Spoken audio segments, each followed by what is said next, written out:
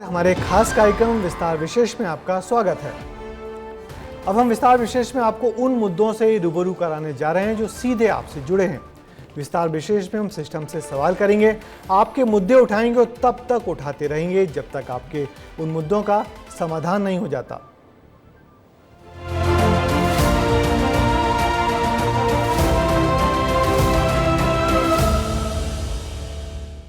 आपने film 12th fail जरूर देखी होगी। इस रियल लाइफ कहानी में ग्वालियर चंबल में नकल कराने वाले गिरोह के बारे में बताया गया था। विस्तार विशेष में भी आज हम आपको ऐसी ही रियल स्टोरी बताने वाले हैं। मध्य प्रदेश के ग्वालियर चंबल में नकल कराने वाला गिरोह इतना हावी है कि यहाँ कोई फेल ही नहीं होता। सिस्टम की लापरवाही और अधिकारियों की साठगांठ से धड़ल्ले से नकल कराने का कारोबार फल फूल रहा है। हमारे सहयोगी अनिल गौर की इस खास रिपोर्ट में देखिए।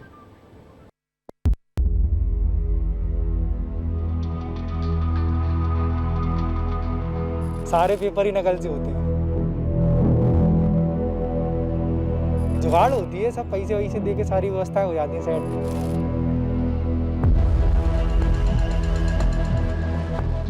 इन तस्वीरों को देखकर आप सोच रहे होंगे कि यहाँ धड़ल्ले से नकल चल रही है और कोई रोक टोक करने वाला भी नहीं है। तो आपको बता दें कि यहाँ माजरा कुछ और ही है। ग्वालियर चंबल में जब भी परीक्षाओं का समय आता है, अंचल में नकल माफिया एक्टिव हो जाते हैं। पैसों के लिए यहाँ बेरोक टोक नकल कराई जाती है, जिसमें नकल माफियाओं के गिरोह के साथ साथ जिम्मेदार अधिकारियों की भी मिलीभगत होती है। एक छात्र ने अपनी पहचान न बताने के बदले विस्तार न्यूज पर बड़े खुलासे किए। सारे पेपर ही नकल से होते हैं। कैसे करते हैं नकल? नकल जुगाड़ होती है, सब पैसे वैसे दे के सारी व्यवस्था हो जाती है सेट। कितने पैसे देते हो? जो फीस होती है उनसे दो चार 5 हज़ार रुपये एक्स्ट्रा दे के सारी व्यवस्था हो जाती है सब। इस छात्र ने हमें ये भी बताया कि नकल माफिया उन्हें पास कराने की गारंटी देते हैं और जब फ्लाइंग स्क्वाड आता है तो उसका भी इंतजाम पहले से होता है।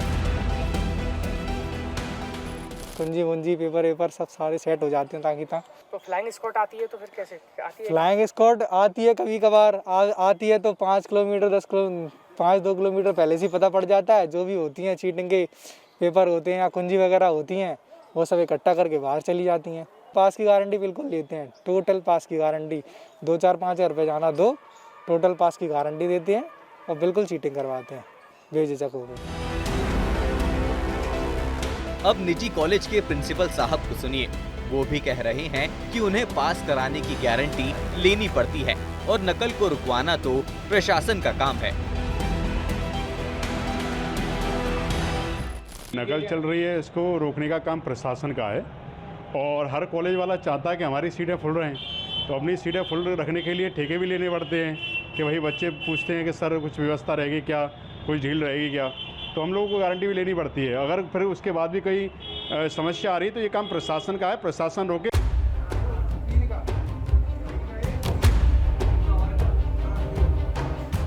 छात्र संघ NSUI का कहना है कि प्राइवेट कॉलेजों में चल रहे इस गोरख धंधे में हर चीज का रेट फिक्स है। हर चीज़ का रेट फिक्स है कि इधर सेंटर बनवाना है इतने, इधर सेंटर बनवाना है इतने। पूरा सिर्फ आर्थिक लाभ लेकर जीवाजी विश्वविद्यालय में हर चीज़ चल रही है। निजी महाविद्यालय के बगल में शासकीय महाविद्यालय, तो आपको प्राथमिकता शासकीय महाविद्यालय को देनी चाहिए। शासकीय महाविद्यालय ना हो तो गवर्नमेंट स्कूल को बनाओ सेंटर। आप निजी महाविद्यालयों को, ऐसे निजी महाविद्यालयों को सेंटर बना रहे हो जहाँ कोई व्यवस्था नहीं है, बच्चे टाट पट्टी पे और उस पर टेंट लगा के पेपर दे रहे हैं। क्या ये जीवाजी विश्वविद्यालय A++ ग्रेड ये इनको भ्रष्टाचारी में मिला है?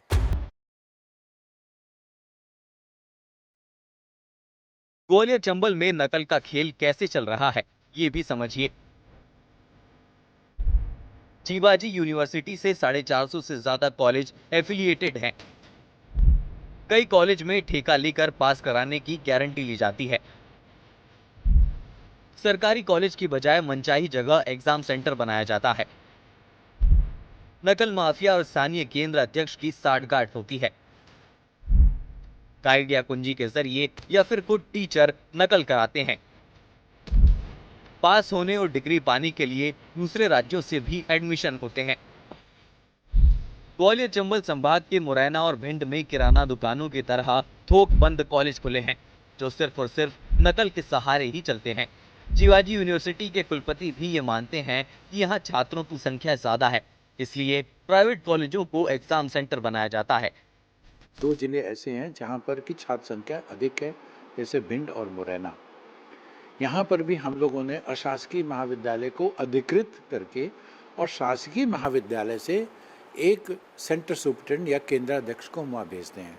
हमने फ्लाइंग स्क्वाड बना रखा है, उड़न दस्ता हम भेजते हैं और साथ ही साथ लीड कॉलेज के जो प्रिंसिपल हैं उनसे भी कह रखा है कि लोकल लेवल पर भी आप ये भेजें, परंतु इससे नकल बहुत ज़्यादा नहीं रुकती है।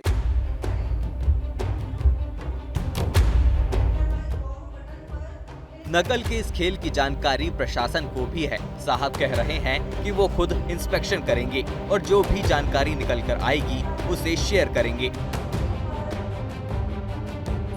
जहाँ तक अनुचित संसाधनों के प्रयोग की बात है, हाँ, इस संबंध में कुछ शिकायत मुझे प्राप्त हुई है, 1-2 वीडियो भी मैंने देखा है।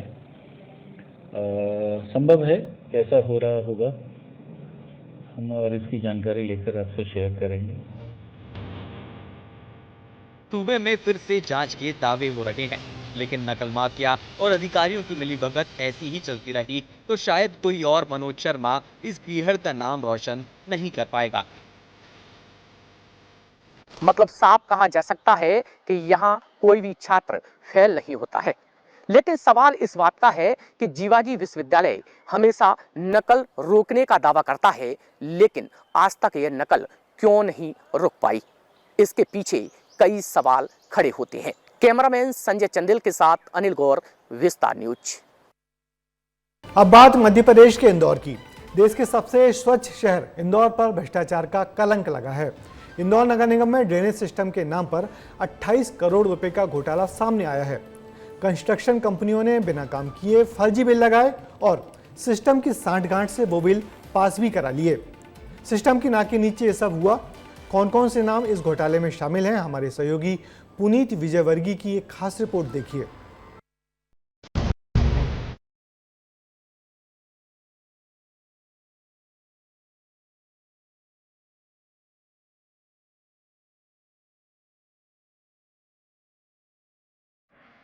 मध्य प्रदेश की आर्थिक राजधानी इंदौर तेजी से देश दुनिया में अपना नाम बना रही है, लेकिन 6 बार के स्वच्छ शहर में सरकारी सिस्टम पर घोटाले का कलंक लगा है।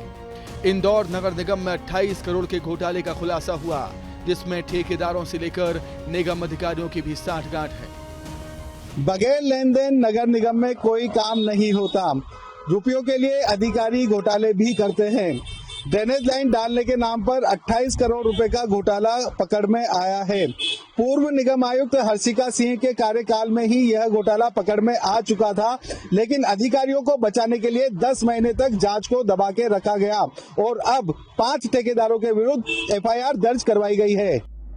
दरअसल ये पूरा मामला फर्जी बिल पास कराने से जुड़ा हुआ है। साल 2018-19 से जुड़ा है 28 करोड़ के फर्जी वाले का मामला। ड्रेनेज का काम किए बिना पास कराया गया फर्जी बिल ऑडिट विभाग से पास कराकर लेखा विभाग को सौंपा गया। गड़बड़ी की आशंका के बाद जांच के आदेश दिए गए।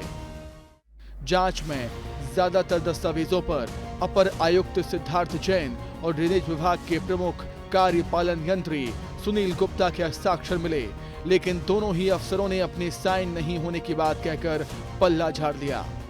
देखिए, अभी ऐसा कुछ था कि कुछ पुराने बिल लगे थे। जब उनकी जांच की गई तो पाया गया कि वो कार्य हुए ही नहीं है। उनका वर्क ऑर्डर भी गलत था और उनका जो मेजरमेंट पुस्तिका जो थी उसको भी जांच करने पे उसको गलत पाया गया। तो चूंकि प्रथम दृष्टया ये फॉर्जरी का केस दिखा, इसलिए इस पर पुलिस में एफआईआर दर्ज कराई गई है। पुलिस भी इसमें तफ्तीश कर रही है।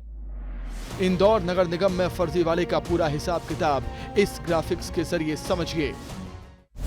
न्यू कंस्ट्रक्शन 6 करोड़ रुपए का bill, king construction 2 crore 65 lakh रुपए का bill, green construction 5 crore 46 lakh रुपए का बिल, श्रुति कंस्ट्रक्शन 7 करोड़ 32 लाख रुपए का बिल,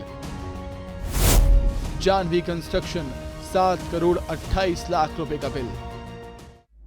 फर्जीवाड़ा सामने आने के बाद 5 ठेकेदारों के खिलाफ केस दर्ज करवाया गया।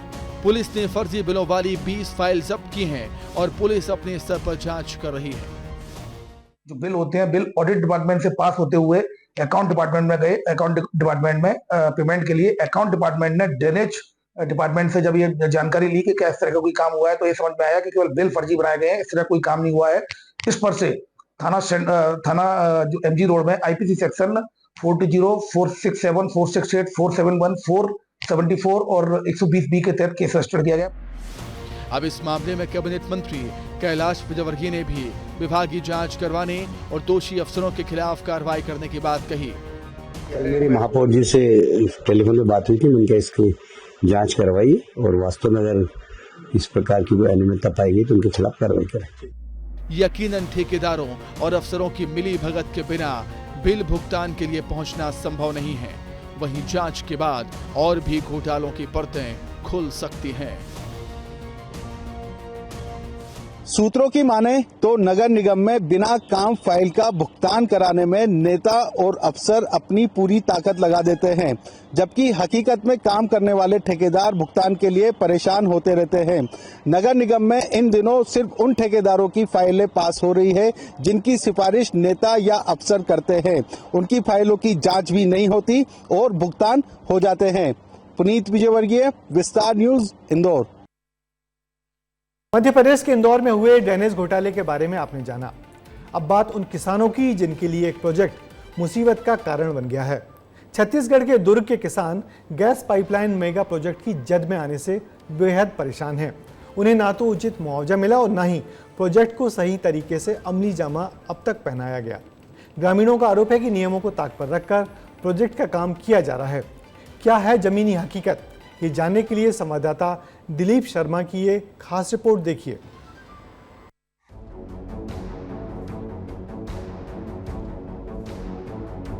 Gas authority of India limited के महत्वाकांक्षी project Mumbai Jharsuguda gas pipeline Chhattisgarh के ग्रामीणों के लिए मुसीबत का सबब बनता जा रहा है।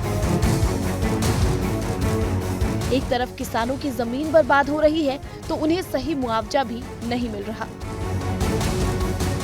जिन किसानों के खेत से पाइपलाइन बिछाया है उनको मुआवजा नहीं दिया है। इसके लिए दुर्ग कलेक्टर और दुर्ग कमिश्नर को भी किसानों ने आवेदन दिया है, शिकायत दर्ज किया है, लेकिन अब तक उनको मुआवजा नहीं मिला। और किसानों को इससे खेती करने में बड़ा दुविधा हो रहा है, क्योंकि बड़े बड़े पाइपलाइन है, ट्रैक्टर इस पार से उस पार जाने के लिए, बैल इस पार से उस पार जाने के लिए, और किसी प्रकार का मुआवजा भी 1 रुपया आज दिनांक तक नहीं मिला है। आपको विस्तार से किसानों की परेशानी के बारे में बताएंगे, लेकिन उससे पहले इस प्रोजेक्ट के बारे में समझिए। महाराष्ट्र से उड़ीसा तक बिछाई जा रही पाइपलाइन मुंबई से झारसुगुड़ा तक 1405 किलोमीटर बिछेगी ये पाइपलाइन। छत्तीसगढ़ के दुर्ग में भी चल रहा गैस पाइपलाइन का काम।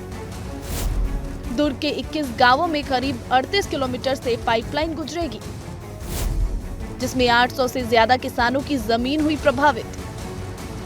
ग्रामीणों और किसानों से वादा किया गया था कि उनकी जमीन का सही मुआवजा दिया जाएगा, लेकिन किसान गैस अथॉरिटी पर नजरअंदाज करने का आरोप लगा रहे हैं। किसानों के खातों में मुआवजा आता है, उसके बाद काम शुरू होता है।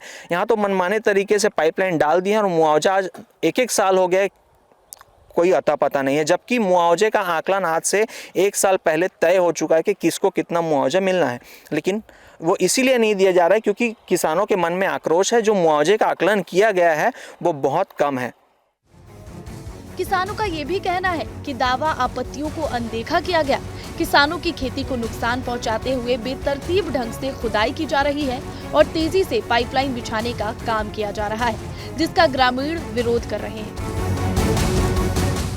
यहाँ से मतलब पूरा पाइपलाइन ये वाला गया आपके खेत से? हाँ, मेरे खेत तो है ना। बिना नोटिस के ना मतलब तोड़फोड़ चालू कर दिए लोग, देश भी चला के। और इसमें फसल था ये वाले खेत में, उसको भी वैसी कर दिया बिना मतलब बताए। और जाली वाली तार है इधर, पूरा फैंसी वैंसी पूरा तोड़फोड़ कर दिया है बिना नोटिस दिए, बिना बताए। हाँ, बिना नोटिस बिना बताए। पाइपलाइन बीस ही ऐसे की जानकारी स्कूल में दे रही से, और कब बोला नापी से, और कब निकाली से, और कब कोड़ी से, और कब जठे तेला नहीं जाने हम लोग। 3-4 पेड़ रुक रही से वो काट के इधर उधर फेंक दे रही से। हाँ, बोला कहीं हम नहीं जाने के लिए, वो ना हम बताए नहीं है। मामले को लेकर किसानों ने जिले के अधिकारियों के सामने गुहार लगाई, लेकिन उन्हें कोई समाधान नहीं मिला। किसानों का ये भी आरोप है कि उन्हें गुमराह करते हुए साइन कराए गए। कुछ बताइए फॉर्म भला दे दे सर पंचायत में आके और पूछें तो आगे थे पुराना तहसीलदार रिटायर हुए, ये पुराना पटवारी है रिटायर हुए, पुराना जानकारी वाले के नया मन के महत्वरी थे, पुराना काम महत्वरी थे, लेकिन पुराना मन आके वो मन सब काम ये फॉर्म ला दे। पैसा मिले नहीं है, हम मतलब पाइप बिछवाना नहीं है और कत को आदमी किसी ने उड़ान खर्रा उर्रा ढन के बनना जगह देना चाहिए। अब आओ बाजू में पाइप डाला थे, बहुत अगन जमीन जा थे ऐसे कि नहीं उमन बोली नहीं। किसानों का कहना है कि उनकी सुनवाई नहीं हुई तो ग्रामीण विरोध प्रदर्शन और आंदोलन करेंगे। इधर इस पूरे मामले में विस्तार न्यूज ने जिम्मेदार अधिकारियों से बात करने की कोशिश की, पर अधिकारी इस मामले पर कुछ भी कहने से बचते नजर आए। अब देखना होगा कि प्रशासन कब तक हरकत में आता है और किसानों को उचित न्याय कब तक मिल पाता है। प्रधानमंत्री नरेंद्र मोदी भारत को डिजिटल भारत बनाने के मिशन में जुटे हैं। प्रदेश सरकार भी हितग्राही वर्ग को ऑनलाइन मदद पहुंचाकर सीधा लाभ दे रही है, लेकिन आज भी कुछ गांव ऐसे हैं जो डिजिटल कनेक्टिविटी से कोसों दूर हैं। हम बात कर रहे हैं छत्तीसगढ़ के भरतपुर सोनहत की। यहाँ के कई गांव मोबाइल नेटवर्क की समस्या से जूझ रहे हैं और इस समस्या से निपटने के लिए ग्रामीणों ने जुगाड़ का नेटवर्क तैयार किया है। हमारे संवाददाता शैलेश गुप्ता की रिपोर्ट में देखिए जुगाड़ तंत्र वाला मोबाइल नेटवर्क।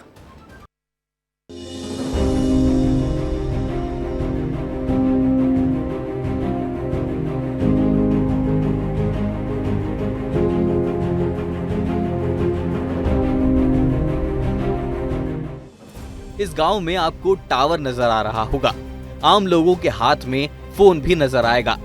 किसी भी शहरी इलाके की तरह यहाँ ऑनलाइन पेमेंट के लिए बारकोड भी लगा है, पर दिक्कत तो ये है कि यहाँ पर मोबाइल सिग्नल की समस्या है। डिजिटल भारत के इस युग में छत्तीसगढ़ के भरतपुर सोनहत का ये इलाका आज भी मोबाइल नेटवर्क की समस्या से जूझ रहा है, लेकिन गांव वालों ने इससे निपटने के लिए जुगाड़ वाला नेटवर्क तैयार किया है। जुगाड़ तंत्र से बना लकड़ी का ये टावर मोबाइल नेटवर्क के काम आ रहा है। इसमें मोबाइल रखते ही काम चलाऊ नेटवर्क आ जाता है।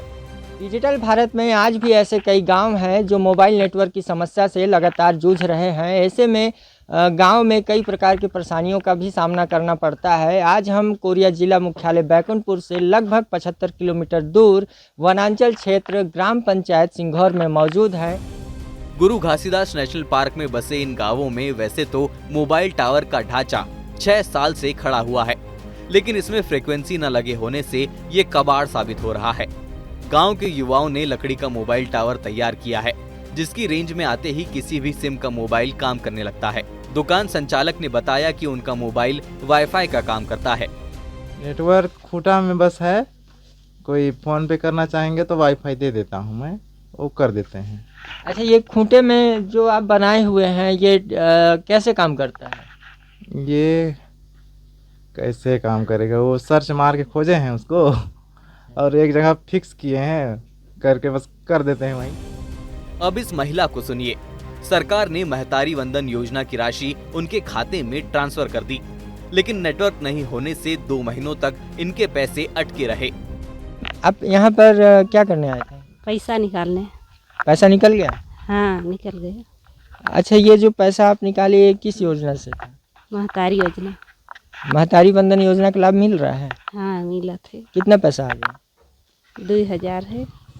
ऑनलाइन पेमेंट को लेकर यहाँ लोग परेशान होते हैं। वाईफाई लेकर जैसे तैसे यहाँ पर काम चलता है। इसमें वाईफाई कनेक्ट किया हूँ, उपयोग कर रहा हूँ, पर 5 मिनट हो गया, अभी तक नहीं हो पाया है। यहाँ नेटवर्क का बहुत प्रॉब्लम है। खाली एक ही स्थान है यहाँ पर जहाँ पर मोबाइल नेटवर्क की सुविधा है? हाँ, एक ही स्थान है। कैसे बनाया गया है इसे? इसको मोबाइल से सर्च मारे पहले और मोबाइल पे जियो लिखा, इसके बाद खूटा का लोग बनाया गया, फिक्स जहाँ पर फिक्स नेटवर्क चलने लगता है वहीं पर उसको लटकाया गया। मोबाइल नेटवर्क और इंटरनेट कनेक्टिविटी न होने के चलते लगभग 5000 की आबादी को आधार कार्ड जैसी सरकारी दस्तावेज बनवाने के लिए 40 किलोमीटर दूर सोनहत विकासखंड मुख्यालय का रुख करना पड़ता है। वहीं पूरे इलाके में डिजिटल पेमेंट न होने से बाहर से आए लोग भी परेशान होते हैं। 6 साल पूर्व यहाँ के लोगों में काफ़ी उत्साह था, क्योंकि यहाँ पे मोबाइल टावरों का निर्माण कार्य शुरू कराया गया था, लेकिन आज 7वां साल हो गया है। उसके बाद भी इन 100 पीस दिख रहे मोबाइल टावरों का आज भी सेवा चालू नहीं हुआ है, जिसे लेकर ग्रामीणों में काफ़ी आक्रोश देखा जा रहा है। विस्तार न्यूज के लिए कोरिया से शैलेश गुप्ता। तो हमने आपको आपसे जुड़ी खबरें दिखाई, आपके मुद्दे उठाए। आगे भी हमारी कोशिश रहेगी कि विस्तार विशेष में आपके मुद्दों, आपकी खबरों को प्रमुखता से जगह मिले। अब मुझे दीजिए इजाजत, कल इसी वक्त आपसे फिर मुलाकात होगी आपकी खबरों के साथ। नमस्कार।